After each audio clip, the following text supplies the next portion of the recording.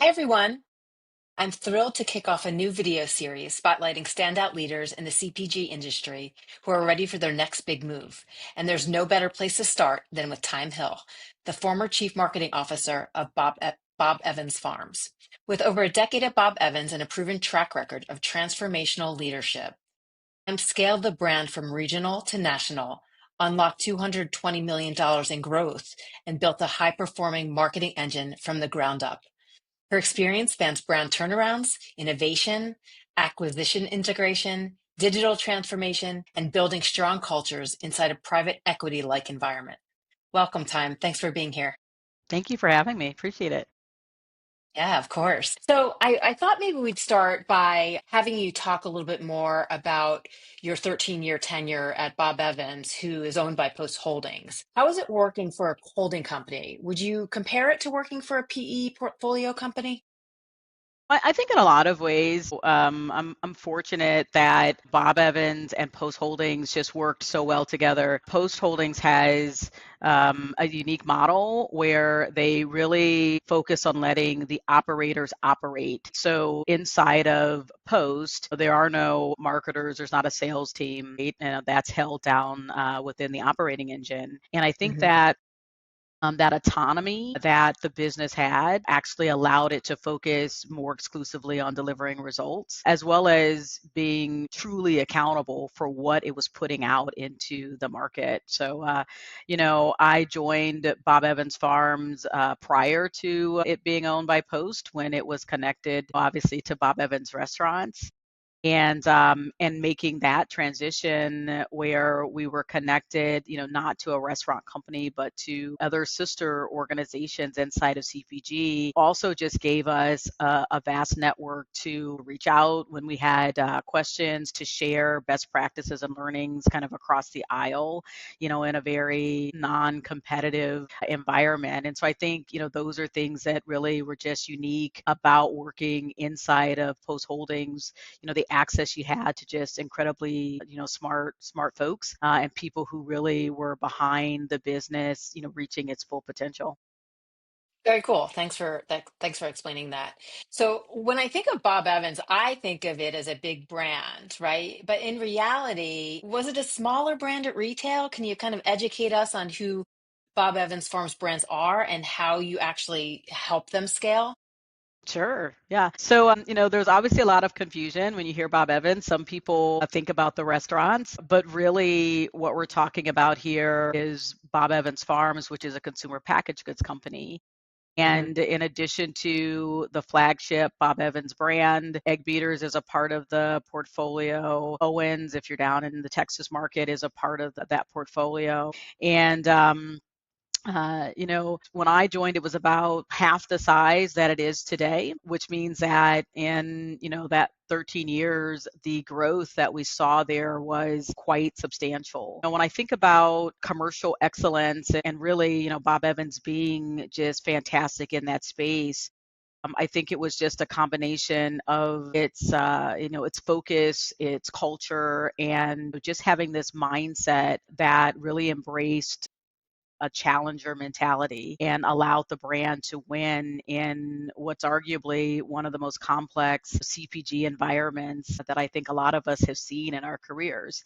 It wasn't just about for, Bob Evans competing in this space of, breakfast sausage or in the space of meal solutions, but really, coming out and redefining in those categories, what it meant to provide convenience without taste and quality compromise. And those just became things that Bob Evans over time we became really good at, and our consumers, turned to us expecting that from the brand and from the business. So I think that's what allowed ultimately the brand to be successful and really transform from this regional, more nostalgia based comfort food brand into a national player.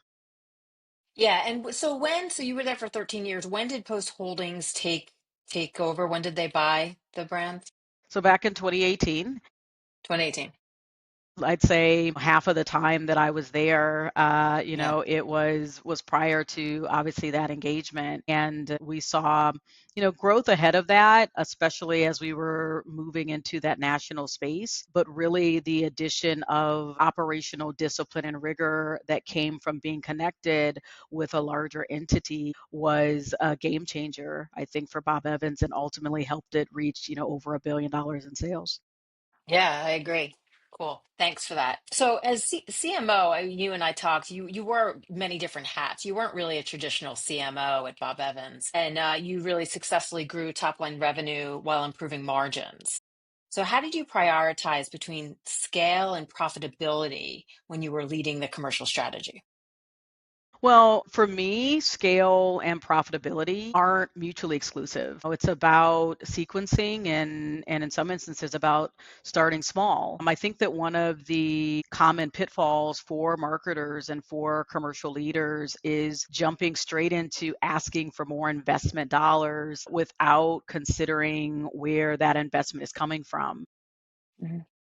In my experience, no company has a pot of gold, just kind of sitting there waiting for the next big idea. And that's why I think it's our responsibility as commercial leaders to begin by asking the question on how I'm going to fund this great idea, and to do so in collaboration with finance, with operations, with R&D, and other cross-functional partners.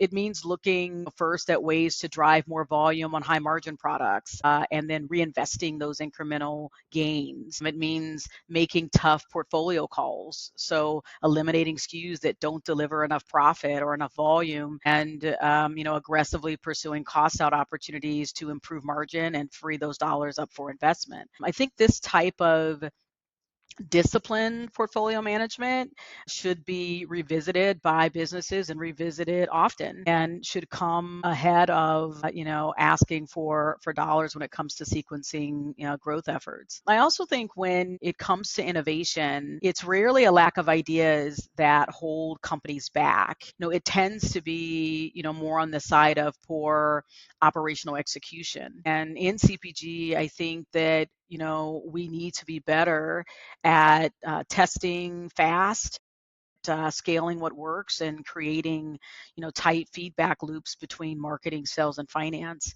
I've launched new brands and products before, not by chasing perfection, but by getting to a minimum viable product that we could quickly, test and use to prove the concept before making big capital or headcount bets. So sometimes that expensive magical feature wasn't what consumers cared about at all. I mean, I think Mhm. marketers especially need to resist the pull towards perfection and focus instead on validating core value propositions. Is this something consumers will pay for? So ultimately, I believe that those two disciplines are what separates out strong commercial operators. First sequencing, finding dollars to support spend, and then second testing before scaling. I think both drive smarter, more sustainable growth. I love that. And what I've heard from founders, I've talked to several through these interview series, and a few of them have mentioned how speed became more important to them than Right. perfection. And Exactly. it's really been working for them. They've gotten something out quickly. While it may not be the optimal product, they were able to tweak it and really ask Exactly. consumers, right? Sample is another way, sample in a number of stores and ask consumers what they think, and then launch it if it works. If it Right. doesn't, tweak it, right? Exactly. Yeah. Exactly. And I think it really does relate to not only these smaller, startup early stage companies, but also, brands within larger organizations that are trying to change A and hundred percent. pivot and respond to all of the trends that are happening today. So I really love that you said that. Cool. Okay, so we didn't talk much about Bob Evans Farms, what their mission and purpose is, but I know those things are important to you. So whether you talk about it relative to Bob Evans or moving forward, how do you ensure that, the purpose and the values of the company and brand are authentically embedded as you commercialize? Not just as a marketing message, right? But it's embedded in the commercialization of the brands. Yeah, I think bottom line, it has to start at the top of any organization. Leadership, has to be aligned so that, to your point, that purpose is not just embedded in the company's mission, but it's lived throughout the culture. And when that happens, you find it in the brand, you find it in the products, in how it sources, in how it invests in the communities in which it serves. It's not something owned by marketing or by the commercial team. Frankly, it's what fuels them and what fuels all team members. I also think that now more than ever, a company's purpose matters just as much as its products, especially for millennials and for Gen Z. Yes. They want to support brands that align with their values, not just in words, but in action. And as commercial leaders driving for growth, we've got to ensure that that's what they're experiencing in every facet of our business. Yeah, I mean, I'm Gen X, but I make my decisions based on how I feel about the company, and I think more and more people, even in my generation, are doing that. So it's so important, and a lot of the brands that I'm talking to are really concerned with that. As far Right. well, the smaller brands anyway. Yeah. Yeah, yeah, yeah. Cool. All right. So let's talk about culture. So you've built and led large cross-functional teams across your career. What do you believe is the most important element in really building a high performance team and culture?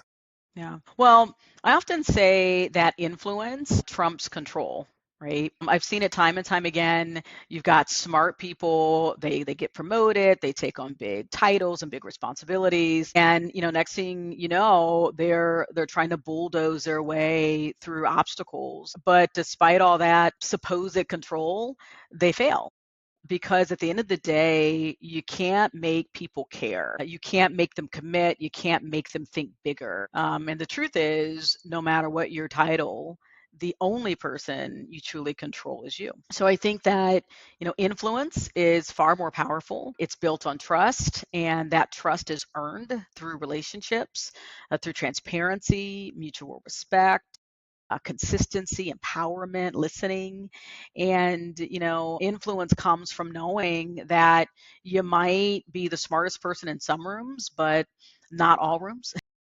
And realizing that it's actually smarter to surround yourself with people who are strong in areas that you're not. So I think when you lead with that mindset, you're able to ignite people, and especially high performers, and rally teams around a shared mission, so that when the ask is big and when things are tough, it's ultimately influence, not authority, that will help them push through and help you go faster and further. Yeah, yeah, great. Love it. Thank you. So with the recent turn of events with DEI, you've done a lot of work in the DEI space. What is your perspective on how to address DEI in the current environment in a way that people will respond to and engage with? Well, when I think of diversity, equity, inclusion, it's always about finding the right talent and making sure that they're set up to succeed in the environment. It's not about quotas. It's not even about, trying to diminish the work of the existing team. And I think beyond gender and race, I think when I think of diversity, equity, inclusion, I think about how do we, leverage the experience and the talent of our veterans. How do we make space for parents and for caregivers? How do we make sure that ageism has no role in our hiring practices, and that the true measure of a talent is in what they contribute, and not age? I remember early in my career, being passed over for a promotion because there was someone there who was older, and I, quote, had plenty of time to get there. Yeah, yeah, And those things, they stick with you. yeah.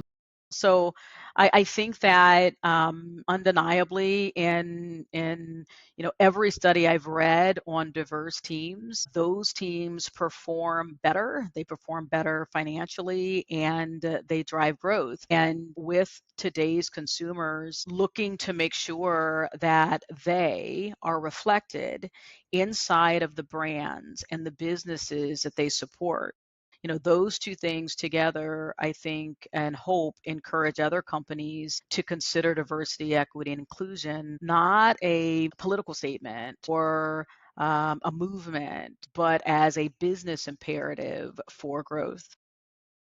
So you're saying that the demographics of the consumer should be reflected in the demographics of the team, right? And I love that. I think one of the challenges that I face, and we can't answer this today, is I face, companies face, is the subconscious bias that exists in the interview process. When you have more of one race than the other or more of one gender than the other, it's hard to take off that gender lens or the race lens and interview in a way that's completely objective. So therefore you tend to lean, and this isn't true for everyone, I'm just generalizing, lean towards people more like you, right? And I think that's where we get caught up and end up building teams that aren't as diverse as they should be. I mean, I think we all have biases, regardless of, what we look like and where we come from. I think that smart people and, really good leaders want to make sure that they're finding the best people, regardless of where they are. And I think the diversity, equity, inclusion message has gotten a bit distorted, especially over the last couple of years, but that's really what it's about. Mhm. I think that people want to see themselves reflected. I think they want to know that they're supporting businesses who are trying to do the right thing. And I think that that is going to be increasingly more important as Gen Z ages. And we saw it with the millennial group, and I don't think it's going to go anywhere with Gen Alpha. So I think as businesses, hopefully we can put to bed some of the noise that's in the market now around diversity, equity, inclusion, and get back to, just looking for the best and the brightest talent and making sure that our environments allow those people, wherever they are and whoever they are, to come in and be successful. Because when they're successful, the business is successful. Yeah, yeah, no, I think so. And I know that making sure that you have a pool of talent that if you're interviewing for a role, the pool of talent is diverse so that you can make sure that you are actually Absolutely. getting the best person for the role. And it's sort of subjective, the best person for the role. And that's where I struggle. That's where I Yeah. struggle right there. Yeah. Yeah. Cool. So you've made a significant impact at Bob Evans Farms, clearly. So what prompted your decision to move on and what are you thinking about for your next chapter? Yeah. As we talked about earlier, I was incredibly fortunate to be with Bob Evans for 13 years and to help lead that transformation from a regional to a national player. It was exciting and rewarding, and we saw such significant growth. And I got to install the next generation of leadership. So I don't think I could be prouder of an organization or a group of people, or frankly, more in love with the brand. My refrigerator is Mhm. still packed tight with mashed potatoes, but Funny. yeah, but I think what's up next for me is taking on a new challenge. So, after 13 years just wanting to climb a new mountain, and I'm ready and excited about bringing that same level of energy and passion and talent for transforming a brand into an icon, to what's next. I'm doing a bit of consulting now, which has been great, and I've enjoyed it. But I do think that when the time and the opportunity are right, I'll likely partner with a brand to, once again, unlock enterprise value, sharpen strategy, and just build something enduring with a visionary brand that's ready for bold growth. I would love to see you with one of these, smaller companies that better for you companies. I know we talked about mission driven in a previous conversation, and that's important to you as well. But I think many companies in this space would benefit from your experience. And I think Thank one you. of the things I wanted to ask you is I know you were CMO at Bob Evans, but I know that you put on many different hats. So how is your experience in that space positioned you for success as a chief commercial officer or a general manager at one of these smaller, better for you companies who are really looking for your expertise in scaling in their brands? Yeah. It's interesting, people think about Bob Evans, right now, Bob Evans Farm sitting over $1 billion. When I started, it was less than half the Yeah. size it is today. And it also had a food service, business attached to it. So all of that wasn't retail. In fact, I was there when only 4 people were in marketing. And Hmm. that forces you to wear many different hats. And I think that there's value in that as you get intimately connected with the everyday mechanics and workings of a business organization.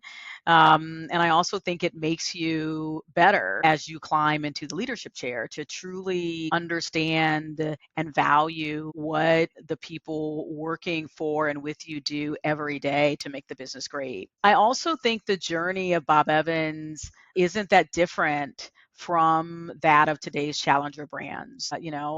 Going from regional to national and growing to the size that it is today.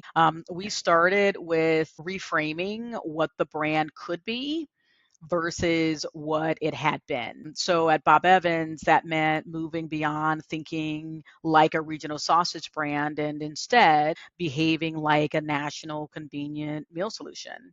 And that shift unlocked new usage occasions, new consumer segments, retail channels, and innovations. And it allowed the brand to step out of nostalgia and regional familiarity and reposition as a modern national player for today's families.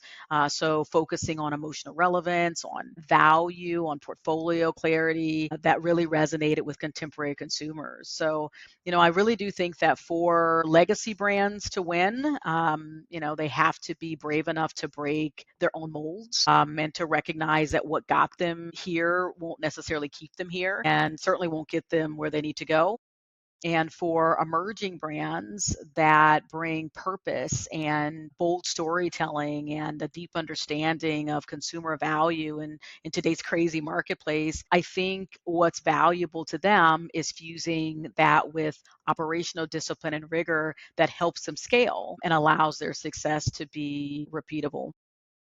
Yeah, no, for sure. And I think I'm glad you kind of talked about how Bob Evans was smaller when you joined, because it's important. These emerging companies are really looking for people who have the expertise already in scaling brands. And that's clearly you. And the fact that you have the commercial experience as well as the marketing experience. You did a lot of work with operations, I know. These are Yeah, important.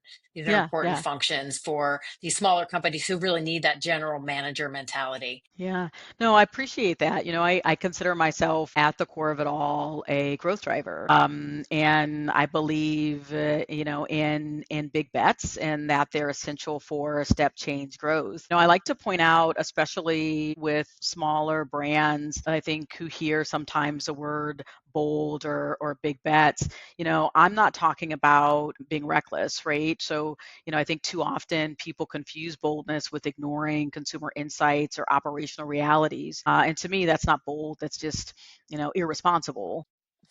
But I think true boldness is about making smart strategic pivots, starting with a strong consumer insight and market data, defining clear success criteria, and building cross-functional processes that support test, learn, scale approaches, all while staying focused on the core business imperative. I also think that it means gating investments. So only unlocking big dollars and resources after proof of concept. To me, bold bets requires discipline, not just vision. And I think that can be a place where, frankly, regardless of size, companies can get it wrong. So Yeah. I see so many examples out there, and I've had, just a lot of fun watching right now, challenger brands come to market. One brand that I'm just absolutely in love with is Liquid Death. I think at this point, like, who isn't, but, from the outside,